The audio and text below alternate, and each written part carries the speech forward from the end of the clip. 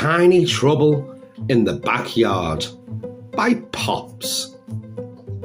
It was a warm and sunny afternoon at the cosy family house. Gramps was in his workshop, tinkering with his newest invention, the Shrinkalator 3000. A strange machine designed to shrink things down to tiny sizes and then bring them back to normal. Pops and Mummy were setting up tables and decorations for Grandma's famous lemonade party that evening, while Grandma hummed a cheerful tune in the kitchen. Meanwhile, the three brothers, Reggie, Leo and Percy, were bored of their usual games. Reggie, we've played tag 100 times already.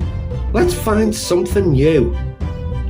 Leo, yeah, let's explore the backyard jungle. Percy, I bet we can find something super cool. As the boys wandered near Gramps' workshop, their curiosity got better of them. What's that weird machine? Leo asked, peeking through the window. That's the Shrinkalator 3000. Blinked and buzzed quietly.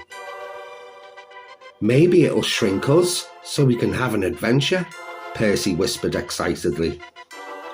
Before anyone could stop them, Leo spotted a big red button glowing on the machine. Let's press it, he said with a grin. Bzzz! A flash of light filled the room, and suddenly Reggie, Leo and Percy began shrinking, smaller and smaller, until they were no bigger than ants. The workshop around them transformed into a towering maze of gadgets and tools.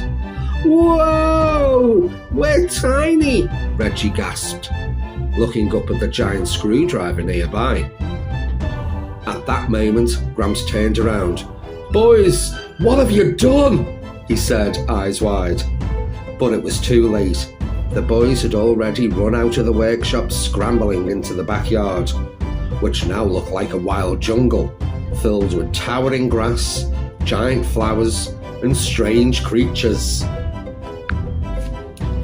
Reggie, Leo and Percy decided to stick together, but the backyard was so enormous and full of dangers, a huge ladybug buzzed past, nearly knocking Percy off a leaf. Whoa! Watch it! Percy yelled. Suddenly, the ground trembled.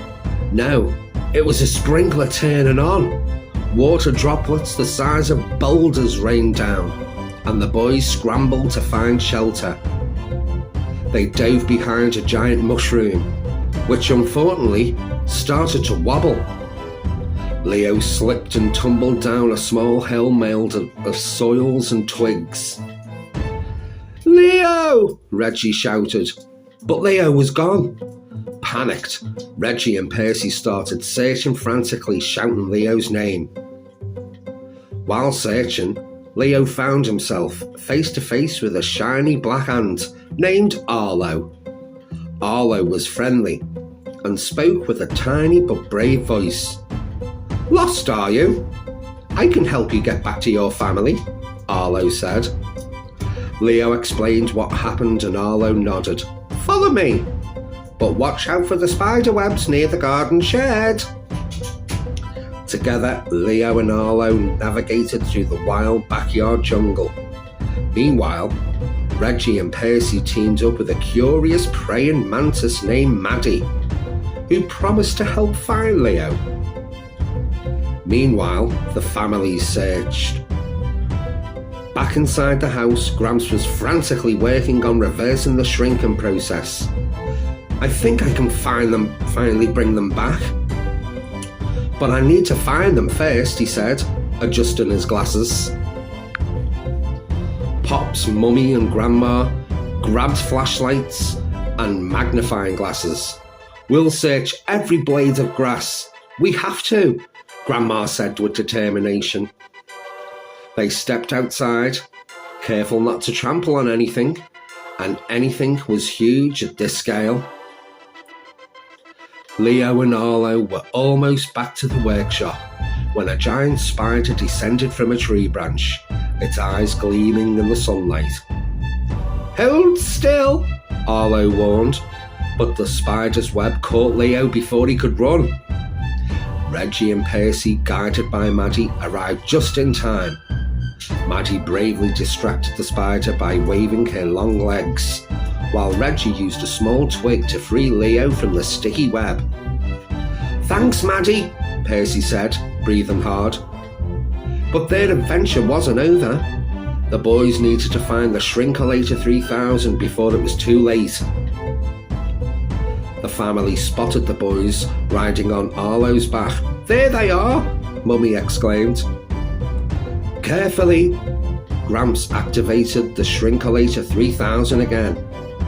The machine hummed and buzzed, and the boys began to grow back to their normal size.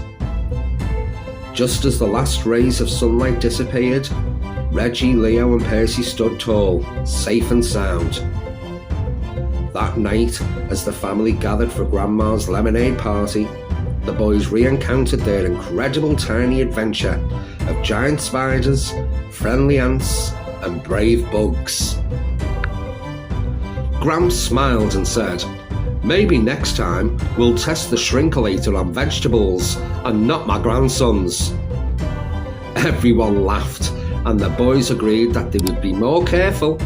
After all, even the biggest adventure could start with a little curiosity and a lot of teamwork. The end. Good night, boys.